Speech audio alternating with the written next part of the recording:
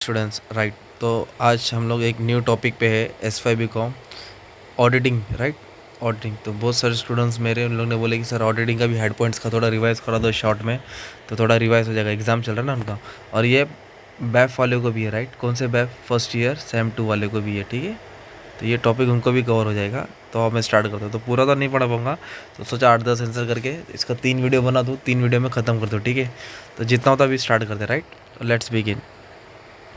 तो हम लोग सबसे फर्स्ट टॉपिक क्या पढ़ रहे हैं? Principal of auditing. ओके, क्या टॉपिक है? ऑडिटिंग। तो पहले ऑडिटिंग का मतलब क्या है तुमको मालूम होना चाहिए राइट। ऑडिटिंग का मतलब क्या होता है? It is an examination of accounts. Examination of accounts मतलब होता है कि जो अकाउंटेंट अकाउंटिंग की एंट्री पास करता है, तो ऑडिटर क्या करता है? उसको चेक करता है, वेरीफाई करता है, वॉच करता है कि वो अकाउंट्स कितना सही बना है, कितना गलत बना है। तो ये होता है ऑडिटिंग। ऑडिटिंग मतलब systematic and examination of record of all transaction. तो ऑडिटिंग से भी हम लोग को बहुत फ़ायदा होता है। तो कंपनी क्या करती है? ऑडिटर अपॉइंट करती है राइट, अपनी जनरल मीटिंग में। अगर कंपनी ऑडिटर नहीं अपॉइंट कर पाएगी तो फिर सेंट्रल गवर्नमेंट ऑडिटर अपॉइंट करता है राइट, जो कंपनी का हिसाब किताब, books of account, accounting standard सब चेक करता है राइट। तो अकाउंटिंग ऑडिटर कौन होता है? He should be A CA और प्रैक्टिसिंग CA, चार्टर्ड अकाउंटेंट होना चाहिए, नत्तू वगैरह नहीं होता, ठीक है। तो फर्स्ट को टॉपिक है प्रिंसिपल ऑफ ऑडिटिंग। तो ऑडिटिंग का उसूल क्या है? What are the principle of auditing? First point दिया है इंटीग्रिटी। इंटीग्रिटी का मतलब होता है कि जो भी ऑडिटर, जैसे कि अलग अलग कंपनी में जाके ऑडिट करते हैं ABCD, तो वो अपना काम एकदम ईमानदारी से करना चाहिए, ठीक है। मतलब अच्छे से काम करना चाहिए इंटीग्रिटी के साथ राइट। अपना इंफॉर्मेशन किसी को रिवील नहीं करना चाहिए जो कंपनी में जाके वो ऑडिट कर रहा है। इंडिपेंडेंस मतलब होता है कि जब ऑडिटर ऑडिट करने जाता है, वो अपने किसी पे डिपेंड नहीं होना चाहिए, वो अपने खुद के बल पे, अपने स्किल्स के बेस पे पूरा काम करने आना चाहिए राइट। और कॉन्फिडेंशियल का मतलब होता है सीक्रेट। वो जो कोई भी कंपनी का ऑडिट करने जाएगा, दूसरी कंपनी के साथ शेयर नहीं करना चाहिए, रिवील नहीं करना चाहिए, उसको कॉन्फिडेंशियल रखना चाहिए, सीक्रेट रखना चाहिए। ये इसका प्रिंसिपल है। स्किल्स, जो भी ऑडिटर है उसके पास स्किल्स होना चाहिए, ऑडिटिंग टेक्निक्स होने चाहिए कि ऑडिटिंग कैसे की जाए। Plan, every auditor has to plan its work. कहाँ से काम स्टार्ट होएगा, कैसे एंड करेंगे, कौन सा काम बांटेंगे, तो प्लानिंग करके जाना चाहिए। वर्किंग पेपर, वर्किंग पेपर क्या होता है? एक रिकॉर्ड होता है। जब ऑडिटर ऑडिट करता है, उसको बहुत सारे ऑडिट करते वक्त पेपर्स मिलते हैं, तो वो पेपर क्या करता है? वो कलेक्ट करके रखेगा, जिसके उसको काम आएगा फ्यूचर बेस में राइट। तो ऑडिट वर्किंग पेपर क्या है? जो ऑडिट के कोर्स करते वक्त जो भी उसको इन्फॉर्मेशन मिलता है, वो अपने पास संभाल के रखता है। Evidence, every auditor has to maintain and evidence. ये प्रूफ मेंटेन करना चाहिए कि ये कंपनी में सो एंड सो में उसने जाके ऑडिट किया है, तो ये फ्यूचर में काम आता है राइट, कोर्ट में देने के लिए। अकाउंटिंग सिस्टम, ऑडिटर को क्या करना पड़ता है कि जो अकाउंटिंग सिस्टम है ऑडिटर का, कंपनी का अकाउंटिंग सिस्टम, उसको वो चेक करता है, वेरीफाई करता है गोल्डन रूल्स बराबर अप्लाई किया नहीं, डेबिट क्रेडिट हमें।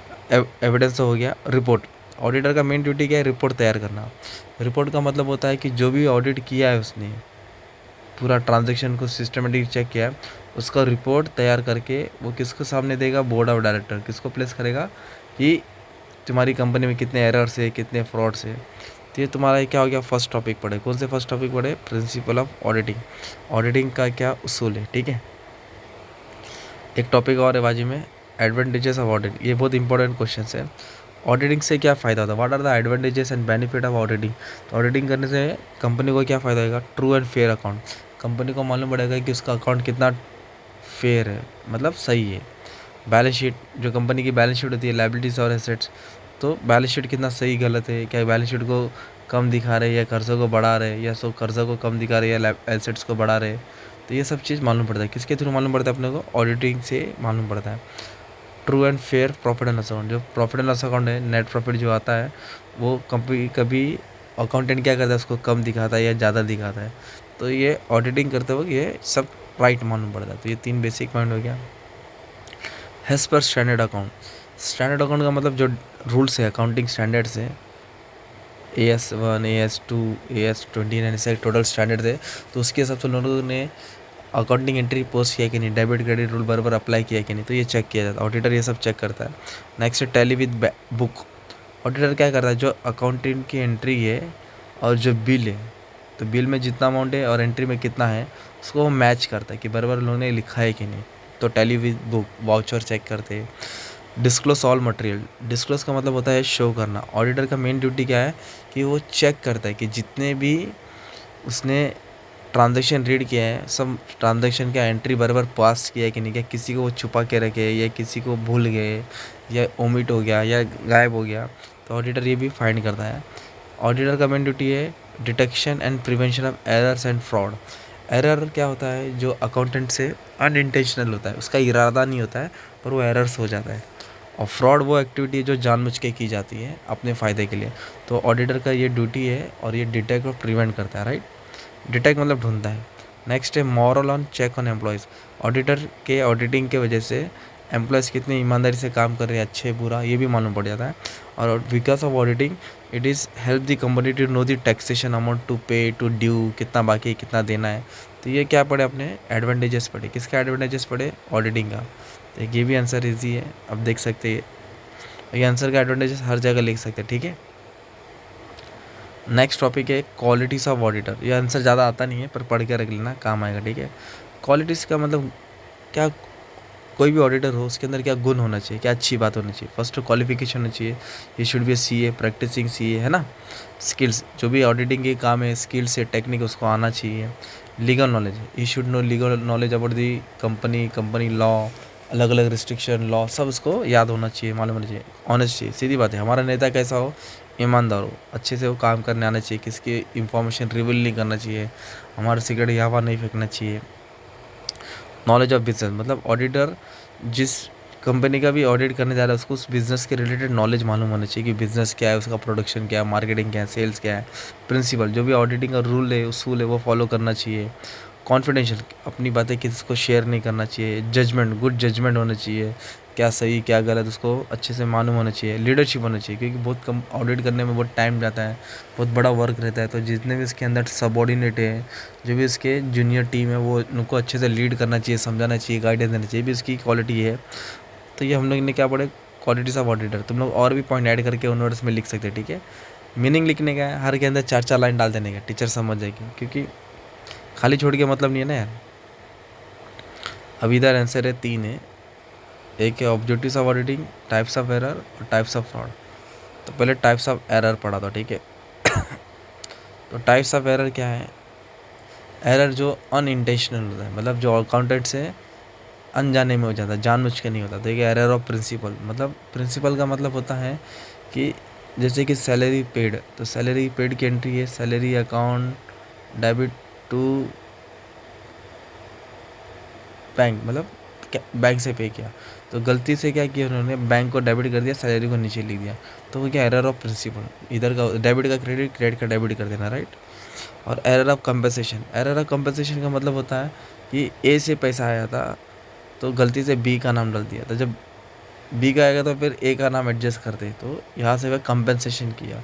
और डुप्लीकेशन मतलब होता है किसी एक एंट्री को 2 बार लिख देना, राइट। गुड्स परचेज 5,000, तो एक एंट्री को ट्वाइस 2 टाइम लिख देना, डुप्लीकेशन एरर होता है, मिस्टेक है। और क्लरिकल एरर, जो एरर क्लर्क से होता है, राइट।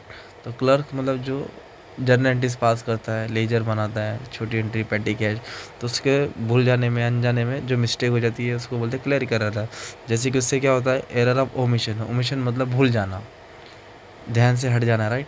तो मतलब ट्रांजेक्शन में पर एंट्री नहीं लिखा। एरर ऑफ कमीशन, कमीशन मतलब अमाउंट का गलत लिखना, जैसे 54 लिखने का था तो 45 लिख दिया, तो एरर ऑफ कमीशन। और मैथमेटिकल में क्या दिया, कास्टिंग, कास्टिंग का मतलब होता है टोटलिंग एरर, जैसे कि बैलेंस करते हैं ना हम लोग इधर का, तो ये जो बैलेंस आया ये बैलेंस गलत आ गया, तो टोटल करते वक्त मिस्टेक हो गया, राइट। तो उसको बोलते हैं कौन सा एरर, एरर ऑफ कास्टिंग। और एरर ऑफ पोस्टिंग मतलब होता है जैसे कि ग्रॉस प्रॉफिट निकाला तो ग्रॉस प्रॉफिट को बराबर पोस्ट करते हुए गलत अमाउंट लिख दिया, या फिर नेट प्रॉफिट निकाला गलत पोस्ट हो गया, ठीक है। तो पोस्टिंग एरर, तो ये हो गया टाइप्स ऑफ एरर। तो ये एरर्स क्या होता है, अनइंटेंशनल होता है, ठीक है। नेक्स्ट दिया है टाइप्स ऑफ फ्रॉड, क्या दिया है, टाइप्स ऑफ फ्रॉड।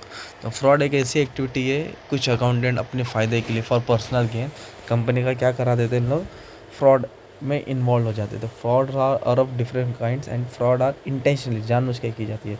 तो there are different kinds of fraud. First is misappropriation of cash, मतलब जो कंपनी को कैश आ रहा है 1 लाख, सपोज कितना आ रहा है 1 लाख, राइट।